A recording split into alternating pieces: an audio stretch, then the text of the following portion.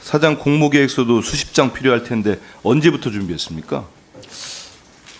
제 혼자 준비 시작한 건 한 달 전 정도 같습니다. 그렇게 한 달간 준비하면서 이 자리까지 올 거라는 나름의 확신이 있었던 건가요? 확신은 없었습니다. 이제 사장 지원에 확신 없었다고 하시지만 94년도 KBS 입사해서 30년 일하면서 후보자까지 왔습니다. 네. 그런데 왜 동료나 선배, 후배 가릴 것 없이 비판적 수준을 넘어 후보자에 대해서 KBS 기자로서 수치심을 나눠 가져야 된다는 목소리까지 나온다고 보십니까? KBS에서는 사장 교체기에 다양한 직종의 다양한 이 직원분들이 의견을 많이 제출하시고 있습니다. 그런데 이번에도 역시 그 후배 그런데 이번에 기자분들이- 보면은 네. 다음 질의 때도 하겠습니다만은 그 지금 박 후보자 얘기하는 범위를 넘어서는 것 같습니다. 그 35기 기자 성명 아마 봤을 텐데요. 지금 앞서서 우리 의원님들이 파우치 얘기를 하니까 한 대목만 제가 지금 PPT에 있습니다만 이 기자 20기니까 15년 후배들 아닙니까? 이 후배들이 지적하는 걸 한번 보십시오.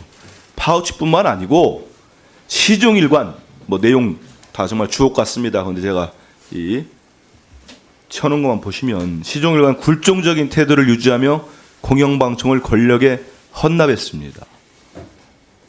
파우치 발언은 그 굴종 가운데 한화에 불과했다고 보는 겁니다. 이 구성원들이 우리 국민들뿐만 아니고 우리 후보자와 30년 있을 때 15년 후면 15년을 같이 일한 기자들이 이렇게 보고 있는 겁니다.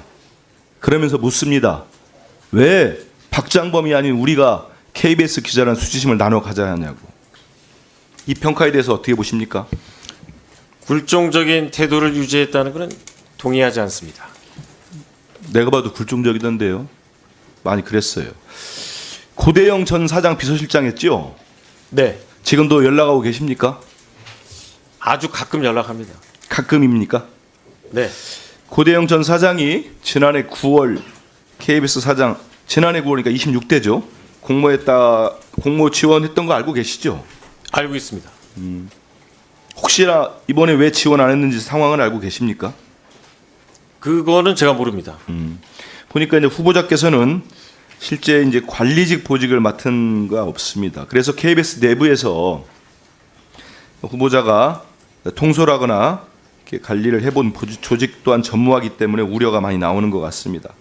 그럼 이런 상황에서 KBS 최종 후보까지 되셨는데 사장 후보까지 됐는데 이 경영계획서 쭉 준비 저도 봤습니다. 준비하는 과정에 누구의 도움을 받았습니까? 도움을 받은 사람은 우리 회사 내에서는 없고요. 주로 제가 참고한 자료는 이사회에서 나오는 그 연강을 주로 그럼 그 참고했습니다. 자료를 경영계획서 등 모든 자료를 혼자 준비했습니까?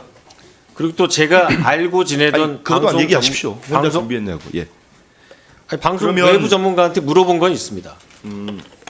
그럼 밖에 있는 분 고대영 전 사장하고는 상의 안 했습니까? 전혀 상의하지 않았습니다. 제가 고대영 사장 문제를 물어본 거는 여러 군데를 저와 제 보좌진들이 취재를 해보니까 이런 얘기 나옵니다. 파우치 사장을 넘어 더 거대한 차원의 비판적 말이 나오고 있어요. 뭐냐면 뭐 파우치라니 조그마한 백이랄지 이런 걸 넘어서서 우리 박장범 후보자가 들으면 뭐 불쾌할 수도 있겠습니다만은 꼭두각시 사장을 앉히려고 하는 것 같다. 이런 얘기들이 나옵니다. 그러니까 다음 PPT 한번 보시죠. 그러면은 구카르텔이 있는 것 같아요. KBS 이거 공들여 가지고 만든 겁니다. 잘 보십시오. KBS 고대영 전 사장의 구카르텔 세력이 있는 것 같습니다. 이 세력은 이 박민 사장에게 빼앗겼던 자리를 되찾겠다. 이런 생각을 오래전부터 가져온 것 같습니다. 그래서 박장범 후보자는 고대영 전 사장의 비서실장이었던 박장범 후보자는 그 꼭두각시 사장에 불과하다. 이런 지적들이 여러 군데서 제가 취재를 했습니다. 여기 이 PPT의 핵심은 이겁니다. 고대영과 류일임 그리고 김건희 여사로 이어지는 라인입니다. 결국 이것도 김건희 여사의 개입 의혹이 불거질 수밖에 없습니다. 용산 시장시는 뭐 언론뿐만 아니고 국민의힘 한동훈 대표까지 경질을 요구한 분들이니까 쭉 보시면 아실 겁니다. 윤석열 대통령이 26대 사장을 앉힐 때 방송 언론 카르텔을 개혁하겠다는 의지를 보였다고 합니다. 들어보신 적 있습니까? 방송 언론, 방송이겠죠. KBS 카르텔을 개혁하겠다. 이런 의지 때문에 외부인인 박민 사장을 그때 임명했다. 그런 얘기 못 들어보셨어요? 네, 그런 얘기 들어본 적 없습니다. 결국 이 말도 거짓으로 됐습니다만 그런 얘기들이 있었고요. 이번에 이제 외부인 박민 사장은 결국은 이 제가 지금 이 PPT에서 보여준 그 라인을 넘지 못하고 실패를 하게 됩니다. 그 대신 내부에 있는 이 박장범 후보자가 전격적으로 KBS 내부에서도 그 깜짝 놀랄 정도의 후보가 됩니다. 여기에서 고대영 사장과 류일임 방심위원장은 85년도 KBS 입사 동기는 아닙니다. 보니까 제가 파악해 보니까 그의 2번을 뽑은 것 같아요. 절친한 사이로 보입니다. 그리고 류일임 방심위원장은 제가 일전에 국정감사 때도 지적을 했습니다만 김건희 여사의 디올백 수수 영상의 차단을 시도한 사람입니다. 미안합니다. 보니까 여기에서 류일임 위원장은 김건희 여사가 2022년도 고 심정민 소령 추모 행사를 기억했던 정도로 측근 인사인데 여기엔 또 지금 김건희 여사가 이렇게 믿고 쓰고 있다는 이기정 의전비서관이 있습니다. 다 연결되지 않습니까? 결국은 제가 취재하고 한 바에 따르면 이기정 비서관을 비롯해 최근에 황제 국악관람으로 유명해졌죠. 김건희 여사의 최재혁 현 홍보기획비서관 그리고 코바나 컨텐츠 근무 이력이 있는 것으로 알려진 김동조 국정기획비서관 이분들이 박장범 후보자를 KBS 사장으로 옹립하기 위해서 김 여사를 설득하고 움직였다. 이런 얘기들이 있습니다.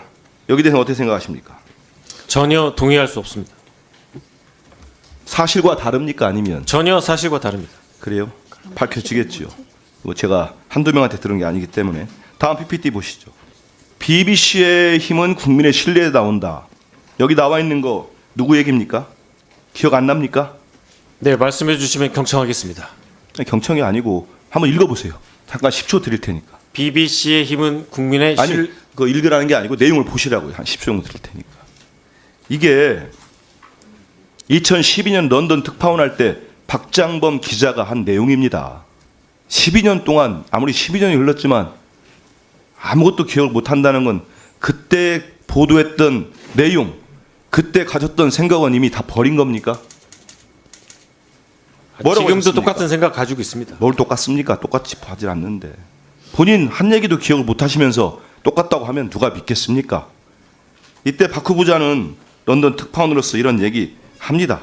공영방송의 최고의 가치 얘기하면서 BBC 얘기를 합니다.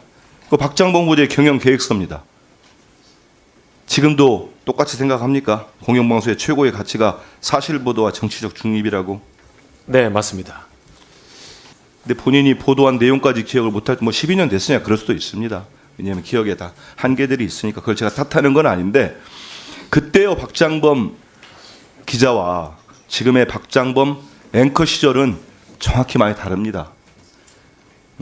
제가 오늘 박 후보자가 들으면 좀 불쾌할 만한 꼭두가시까지 표현을 썼습니다. 왜냐하면 아까 PPT 보였듯이 그런 것들 저런 식의 손에 보이지 않는 움직임이 있었던 걸로 여러 정황들이 드러나기 때문입니다.